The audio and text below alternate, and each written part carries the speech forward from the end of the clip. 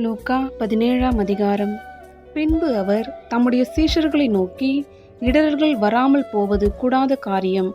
ஆகிலும் அவைகள் எவனால் வருகிறதோ அவனுக்கு ஐயோ!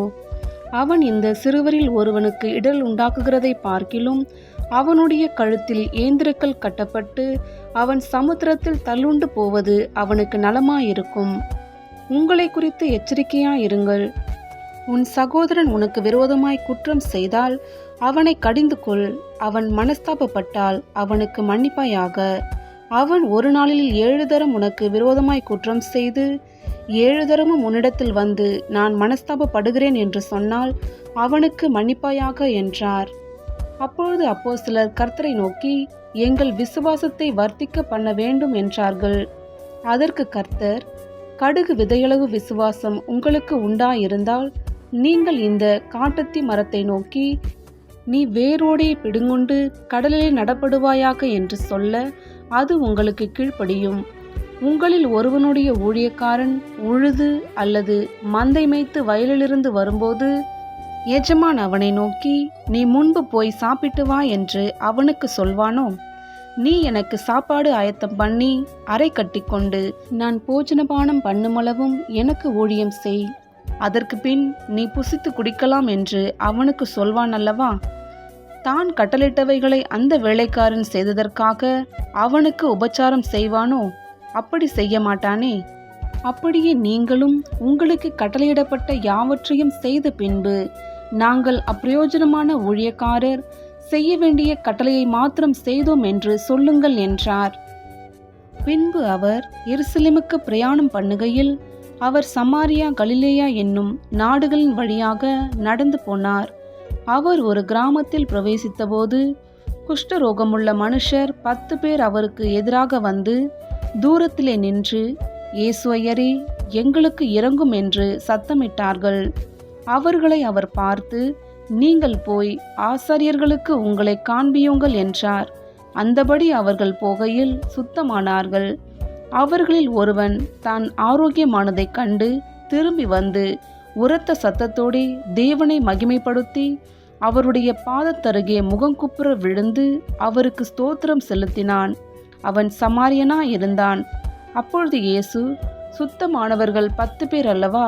மற்ற 9 பேர் எங்கே? தேவனை மகிமைப்படுத்துகிறதற்கு இந்த அந்நியனே ஒழிய மற்றொருவனும் திரும்பி வர காணோமே என்று சொல்லி அவனை நோக்கி, நீ எழுந்து போ, உன் விசுவாசம் உன்னை ரட்சித்தது என்றார். தேவனுடைய ராஜ்யம் எப்பொழுது வருமென்று பரிசேயர் அவரிடத்தில் கேட்டபொழுது அவர்களுக்கு அவர் பிரதியுத்தரமாக, தேவனுடைய ராஜ்யம் பிரத்யட்சமாய் வராது.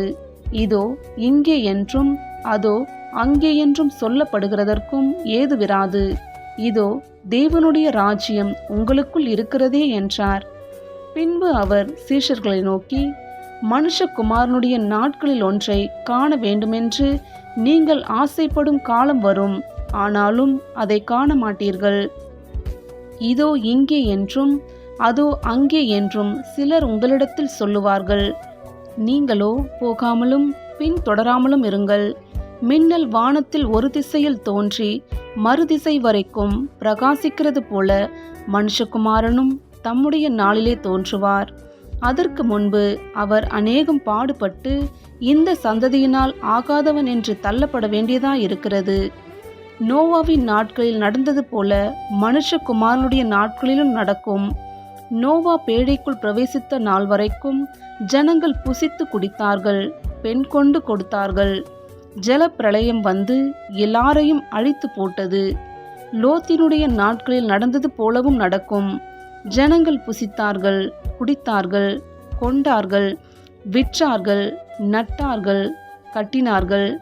லோத்து சோதோமை விட்டு புறப்பட்ட நாளிலே வானத்திலிருந்து அக்கினியும் கந்தகமும் வருஷித்து எல்லாரையும் அழித்து போட்டது.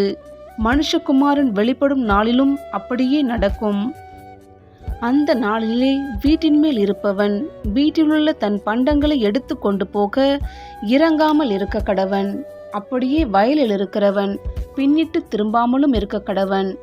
லோத்தின் மனைவியை நினைத்து கொள்ளுங்கள்.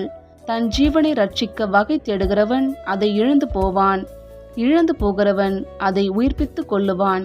அந்த ராத்திரியில் ஒரே படுக்கையில் படுத்திருக்கிற 2 பேரில் ஒருவன் ஏற்றுக்கொள்ளப்படுவான், மற்றவன் கைவிடப்படுவான். திரிகை திரிக்கிற 2 ஸ்திரீகளில் ஒருத்தி ஏற்றுக்கொள்ளப்படுவாள், மற்றவள் கைவிடப்படுவாள். வயலில் இருக்கிற 2 பேரில் ஒருவன் ஏற்றுக்கொள்ளப்படுவான், மற்றவன் கைவிடப்படுவான் என்று உங்களுக்கு சொல்லுகிறேன் என்றார். அவர்கள் அவருக்கு பிரதியுத்தரமாக, எங்கே ஆண்டவரே என்றார்கள்.